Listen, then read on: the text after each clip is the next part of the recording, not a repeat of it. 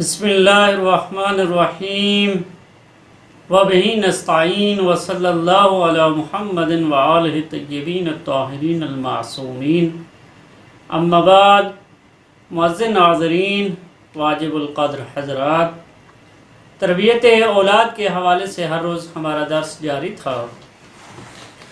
آج ہم نے آپ کی خدمت میں عرض کرنا ہے محبت اور قوانین کا باہمی رابطہ کیا ہے، محبت نہ ہونے کے نقصانات کیا ہو سکتے ہیں، قوانین نہ ہونے کے کیا نقصانات ہو سکتے ہیں، اور بچے کو محبت اور قوانین دینے میں کیا رویہ اختیار کرنا چاہیے۔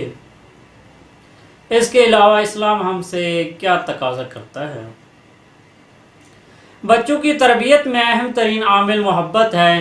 گھر میں تربیت کا ایک اور عامل گھر پر حاکم قوانین و ضوابط بھی ہے۔ گھر میں بچے کے لیے بنائے گئے قوانین دراصل وہ تقاضے ہوتے ہیں جو والدین بچوں سے چاہ رہے ہوتے ہیں۔ محبت وہ چیز ہے جو بچے کو دی جا رہی ہوتی ہے اور قوانین والدین کی ڈیمانڈ ہوتی ہے۔ یہ دونوں عوامل بچے کی تربیت کی عمارت کو تشکیل دے رہے ہوتے ہیں، اور انہی دونوں عوامل کی بنیاد پر گھر میں حاکم تربیتی ماحول کو 4 حصوں میں تقسیم کیا جا سکتا ہے۔ 1، کچھ گھروں میں بچے کو نہ محبت دی جاتی ہے اور نہ ہی بچے کے لیے قوانین بنائے جاتے ہیں کہ جن پر بچے کے لیے عمل کرنا ضروری ہوتا ہے، یعنی نہ بچے کے ضروریات کا خیال رکھا جاتا ہے اور نہ ہی اسے تقاضا کیا جاتا ہے۔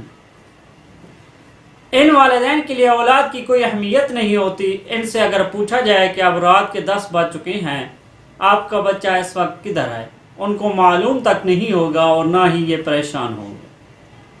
یہ والدین اپنی ضروریات کی طرف متوجہ ہوتے ہیں، نہ بچوں کی۔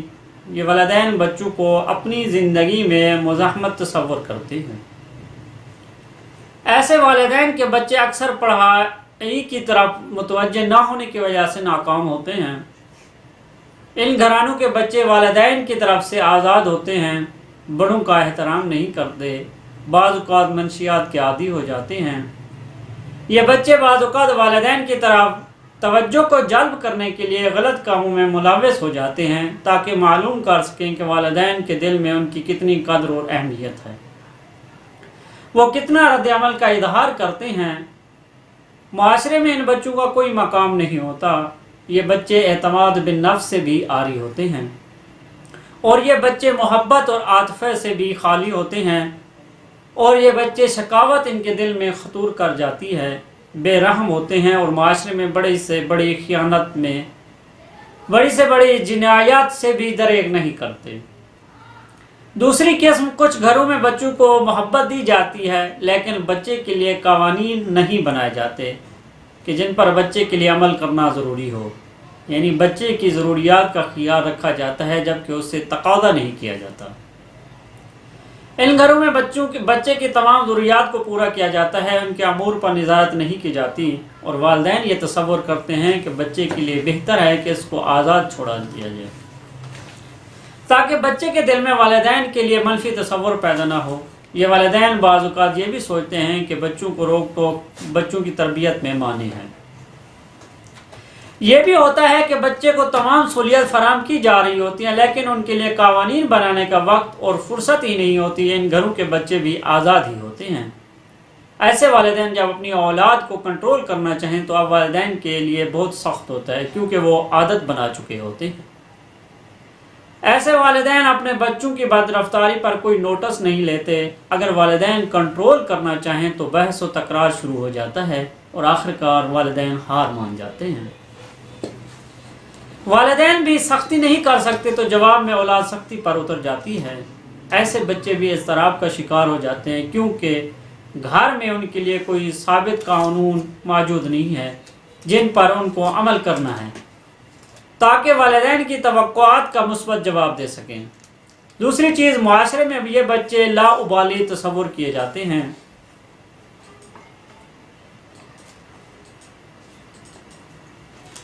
اور ان کی کوئی قدر و قیمت نہیں ہوتی۔ ایسے والدین کے بچے کسی بھی قسم کی رکاوٹ اور قانون کو معاشرے میں قبول نہیں کرتے۔ تیسری قسم، کچھ گھروں میں بچے کو محبت نہیں دی جاتی لیکن بچے کے لیے قوانین بنائے جاتے ہیں کہ جن پر بچے کے لیے عمل کرنا ضروری ہوتا ہے، یعنی بچے کے ضروریات کا خیال نہیں رکھا جاتا جبکہ اس سے تقاضا کیا جاتا ہے۔ ایسے گھروں میں بچے کی ہر خطا پر بچے کو تنبیہ کی جاتی ہے۔ ان والدین کے پاس بچے کی تربیت کا ایک ہی اوزار غصہ ہوتا ہے۔ یہ والدین اولاد کے مقابلے میں ہمیشہ خود کو حق پر سمجھتے ہیں، بچوں کی توجیہ کو بھی بحث شمار کرتے ہیں۔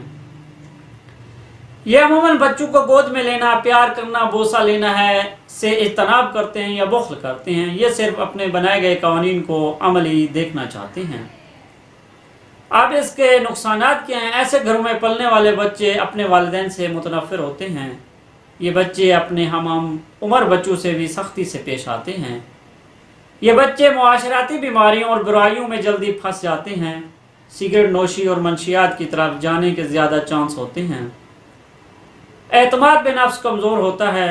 تعلیمی میدان میں کامیابی کے امکانات بہت کم ہوتے ہیں۔ اپنے غصے کا اظہار کمزوروں پر کرتے ہیں کہ جس کا نتیجہ یہ نکلتا ہے کہ یہ سخت گیر والدین اور شوہر بنتے ہیں۔ ان کی ازدواجی زندگی بھی مشکل کا شکار ہوتی ہے۔ اور چوتھی قسم، کچھ گھروں میں بچوں کو بھرپور محبت دی جاتی ہے اور ساتھ ہی بچے کے لیے قوانین بنائے جاتے ہیں کہ جن پر بچے کے لیے عمل کرنا ضروری ہوتا ہے، یعنی بچے کی ضروریات کا بھی خیال رکھا جاتا ہے اور اس سے تقاضا بھی کیا جاتا ہے۔ ایسے والدین اپنی اولاد سے بھرپور محبت کرتے ہیں اور مقابلے میں سخت قوانین بھی بچے کے لیے موجود ہوتے ہیں۔ یہ والدین ان قوانین پر عمل درآمد کو یقینی بناتے ہیں۔ ایسے والدین بچے کو مستقل بنانے کی کوشش کرتے ہیں۔ ایسے والدین اپنے بچوں سے باہمی گفتگو کے ذریعے قوانین پر عمل کرواتے ہیں۔ افہام و تفہیم کی فضا حاکم ہوتی ہے۔ ایسے والدین استدلال پیش کرتے ہیں اور استدلال کو ہی قبول کرتے ہیں۔ یہ والدین اپنے بنائے گئے قوانین پر عمل درآمد میں اولاد کی مدد کرتے ہیں، بچوں کی کامیابی پر مثبت رد عمل کا اظہار کرتے ہیں۔ ایسے والدین کے بچے اپنے اندر مثبت احساس رکھتے ہیں۔ ایسے بچے بہت کم جھوٹ بولتے ہیں، پس بہت سی برائیوں اور گناہوں سے محفوظ رہتے ہیں، بہت کم ضد کرتے ہیں، نافرمانی نہیں کرتے۔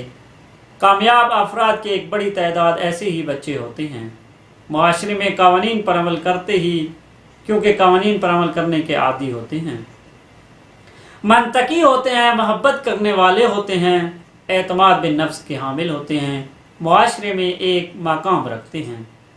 البتہ اگر یہاں بھی محبت پر اقتدار حاوی ہو جائے تو بیماریاں جیسے بے جا غصہ، افسردگی و غیرہ جنم لے سکتی ہے۔